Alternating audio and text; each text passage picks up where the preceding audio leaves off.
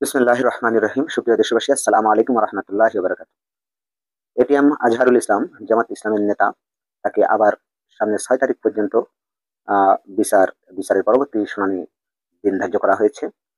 জাতি হিসেবে আমরা এবং বাংলাদেশের যে সাধারণ মানুষ, তারা এই বিচারের দিকে, এটিএম আজহারের বিচারের দিকে অনেকটাই লক্ষ্য রেখেছিল যে এই ব্যক্তিকে, নিরপরাধ একজন সৎ মানুষ, যাকে শুধুমাত্র রাজনৈতিক একটা প্রতিহিংসার কারণে জেলে আটকে রাখা হয়েছিল ১২ বছরেরও অধিক। যে কোনো আন্দোলন যখন হয়, সেই আন্দোলনের যে প্রধান সৈনিক থাকে, সেই সৈনিকেরা বিজিত হওয়ার পর কখনো তাকে জেল খাটতে হয় না বা জেলে আটকে রাখা যায় না। আপনারা জানেন যে জামাত ইসলামের নেতাগুলোকে যুদ্ধাপরাধীর দায়ে যে সকল মামলা দিয়ে মারা হয়েছে, এর প্রত্যেকটা মামলাই কিন্তু ভুল এবং সারসংক্ষেপহীন। তাদের বয়সের সমস্যা, তাদের ঘটনার স্থান, তাদের যেসব কেসে গ্রাউন্ড করা হয়েছে, সবকিছুই ছিল কিন্তু ভুল। আপনারা জানেন যে কাদের মোল্লাকে কসাই কাদের নামে, কসাই কাদেরের মূল ভোটার আইডি কার্ড চেঞ্জ করে এবং দেলোয়ার হোসেন সাইদিকে দেলু রাজাকার বলে চালিয়ে দিয়ে তারা হত্যা করেছে। এখন বিষয় হলো যে এই ৫ তারিখের পর এখন একটা স্বাধীন দেশের স্বাধীন সরকার, যারা আহ, এই বাংলাদেশের এই হাসিনা বিরোধী আন্দোলনের সক্রিয়ভাবে সবচেয়ে সামনের যে ভূমিকা রেখেছে, আপনারা এগামাগা বা আপনারা কোথার কাছে যাই বলেন না কেন, এই কথাটা স্পষ্ট বুঝতে পেরেছিল হচ্ছে শেখ হাসিনা, যে ছাত্রদের আন্দোলনের সাথে ছাত্রদের আন্দোলনটা গোটাটাই শিবিরের কন্ট্রোলে চলে গেছে। এই কথা কিন্তু তিনি বুঝতে পেরেই জামাত এবং শিবিরকে নিষিদ্ধ ঘোষণা করেছিল। এখন আপনারা প্যাঁচ মেরে কোথার খাতিরে বা যেভাবে হোক ক্রেডিট দেওয়ার জন্য আপনারা যেভাবে আপনাদের মনের ইচ্ছা বলেন, আমার কোনো আপত্তি নেই। তবে আমি যেটা মনে করি, এই হাসিনা পতনের মূল কারণই হলো জামাত শিবির। তাহলে সেই জামাত শিবিরের একজন সৈনিক, জানি দীর্ঘদিন একটা প্রতিহিংসার শিকার হয়ে একটা নিরপরাধ ব্যক্তি, বয়সজ্ঞ ব্যক্তি, ১২ বছরের অধিক তিনি জেল খাটছেন, অথচ আজ ৭ মাস ৮ মাস হয়ে গেল, অথচ সেই ব্যক্তিকে ছাড়া হচ্ছে না। তাহলে কি এই আইনের কোন ধারাতে তাকে আটকে রাখা হয়েছে? এখন যদি আপনারা মনে করেন যে না, তিনি যুদ্ধ অপরাধী ছিলেন বা মামলাগুলো সঠিক, তাহলে ২১শে আগস্ট গ্রেনেড হামলায় যে তারেক রহমানকে বা লুৎফুজ্জামান বাবরকে খালাস দেওয়া হলো, খালেদা জিয়াকে যে খালাস দেওয়া হলো, হাসিনার আমলের মামলাগুলো যদি সঠিকই হয়, তাহলে তারা কিভাবে ছাড়া পেল? গ্রেনেড হামলা কি হয়নি এদেশে? ২১শে আগস্টে গ্রেনেড হামলা হয়নি? এবং এই হামলা, এই লোক মারা যায়নি, আইভি রহমান মারা যায়নি? গেছে।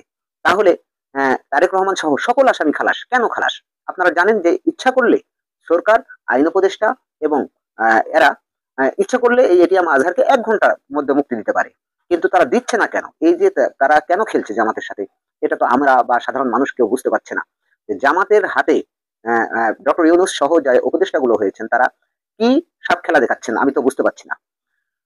ডক্টর শফিকুর রহমান তিনি বিরক্ত হয়ে বললেন যে আমি ইয়াতে যাব, আমি নিজেই জেলে যাব।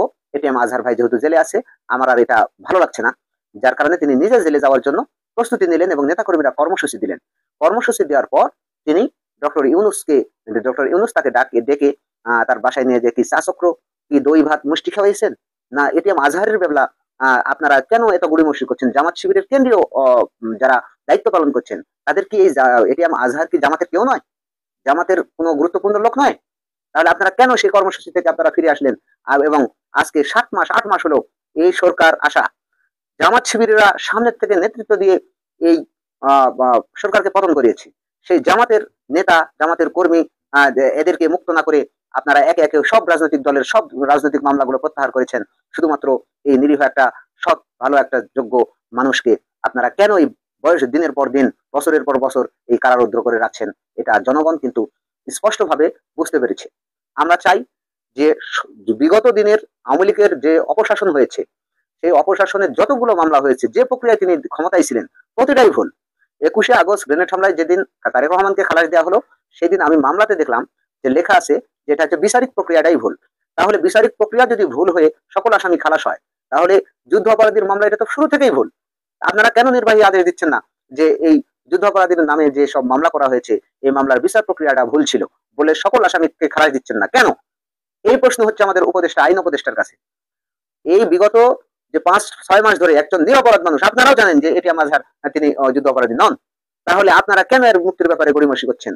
আর ডক্টর শফিকুর রহমান ডক্টর ইউনুসের সাথে দেখা করে তিনি কি ফয়সালা করলেন? এবং কেন আপনি সেদিন কর্মসূচি আপনি ইয়ে করলেন? আপনার হাতে ওই কি ধরিয়ে দিয়েছে ডক্টর ইউনুস?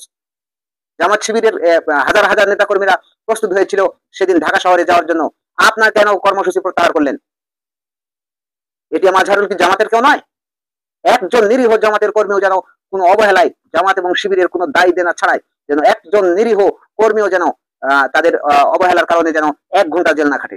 তাহলে ডক্টর শফিকুর রহমান তিনি ডক্টর ইউনূসের সাথে কি পরামর্শ করলেন? কি পরামর্শ করে আপনি কর্মসূচি প্রত্যাহার করলেন? আপনি আমরা আজ হতভম্ব হয়ে গেছি, সারা বাংলাদেশের মানুষ আজ হতভম্ব হয়ে গেছে যে এইরকম একটা নিরীহ মানুষকে আপনারা কি পেয়েছেন? সাপ খেলা পেয়েছেন? এখানে এখানে খেলাধুলা হচ্ছে। বিচারের নামে কি তামাশা শুরু করেছেন? এটা আপনারা প্রমাণ করতে পারবেন যে এটা মাঝার যুদ্ধ অপরাধী ছিল? যারা এই প্রক্রিয়াতে আছেন, যুক্ত আছেন, যে আইনজীবী আছেন, যে বিচারক আছেন, তারা কি প্রমাণ করতে পারবেন যে যুদ্ধ সত্য করে বলেন? আপনারা কি প্রমাণ করতে পারবেন এটা মাঝার যুদ্ধ অপরাধী ছিল? আপনারাও জানেন যে সে ব্যক্তি নিরপরাধ, তাহলে তার মুক্তির ব্যাপারে আপনারা পরিমর্শিত করছেন কেন? দেশের মানুষ আজ একেবারে ধৈর্যের বাঁধ ভেঙে গেছে আমাদের, যে যারা শত শত মামলার আসামি, 35টা খুনের আসামি, তারপরেও ছাড়া পেয়ে চলে আসলো রাজনীতি করার কারণে। অথচ এটিএম আজহার একটা নিরীহ মানুষ, একটা বয়সবৃদ্ধ মানুষ, যেখানে লাঠিপুতি নিয়ে খেলার কথা, সেই বয়সে এইভাবে কয়েকদিন আগে দেলোয়ার হোসেন সাইদিকে আপনারা জানেন যে তিনি ইনজেকশন পোস্ট করে তাকে মারা হয়েছে মেডিকেলে। তারপরেও আপনাদেরকে কি প্রমাণ দিতে হবে যে এই ব্যক্তিটা নিরপরাধ? আপনারা কেন তাকে ডেটের পর ডেট দিয়ে এভাবে ঘোরাফেরা করছেন? আর ডক্টর শফিকুর রহমান তিনি কি চা নাস্তা খেয়ে আসছেন ডক্টর ইউনূসের কাছ থেকে? আপনি কর্মসূচি দেন, এই আজহার ভাইয়ের জন্য আরো 5,000 লোক জীবন দিবে ঢাকার পথে, ঢাকার রাজপথে 5,000 লোক জীবন দিবে। আপনি কর্মসূচি দেন। মানুষের ধৈর্যের একটা সীমা আছে, মানুষের একটা ধৈর্যের সীমা থাকে, ইয়ারকিদের একটা সীমা আছে।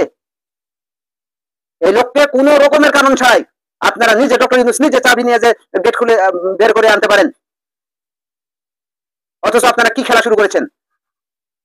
জামাত ইসলাম চাইলে এই দেশে আবার আরেকটা 5 অক্টোবর নিয়ে আসতে পারে। এরকম যে শেখ হাসিনার যে পতন, জামাত আর শিবির চাইলে পারে এরকম সরকার আবার পরিবর্তন করতে পারে। আপনারা কার সাথে খেলা শুরু করেছেন? ডক্টর ইউনূসকে আগে শিবিরের সভাপতি ফোন দিয়েছিল তত্ত্বাবধায়ক সরকার হওয়ার জন্য, এই সরকারের প্রধান হওয়ার জন্য।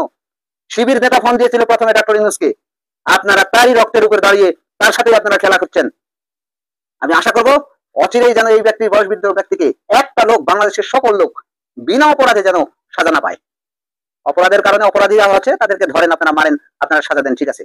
কিন্তু কোন লোক, সেটা আওয়ামী লীগ কেন না করুক, বিএনপি না করুক, সাধারণ লোক পার্টি না করতে পারে, কিন্তু কোন নিরপরাধ ব্যক্তি যেন 1 ঘন্টা জেল না খাটে, এজন্য মহান আল্লাহর কাছে আপনার কাছে দায়ী দিতে হবে।